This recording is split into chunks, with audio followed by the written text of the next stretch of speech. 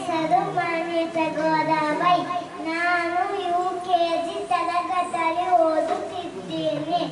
ಇಂದು ನಾನು ಝಾನ್ಸಿ ರಾಣಿ ಲಕ್ಷ್ಮೀಬಾಯಿ ಅವರ ಬಗ್ಗೆ ಮಾತಾಡುತ್ತಿದ್ದೀನಿ.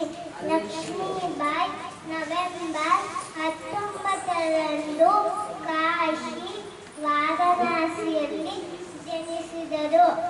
ಅವರು ಮಹಾನ್ ಮಹಿಳಾ ಸ್ವಾತಂತ್ರ್ಯ ಹೋರಾಟಗಾರ್ತಿ.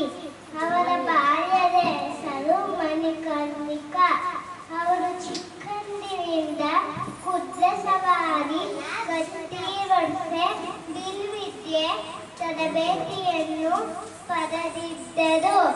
ಲಕ್ಷ್ಮೀಬಾಯಿ ಝಾನ್ಸಿಯ ರಾಜನನ್ನು ವಿವಾಹದ ನಂತರ ಅವರ ಹೆಸರು ಝಾನ್ಸಿ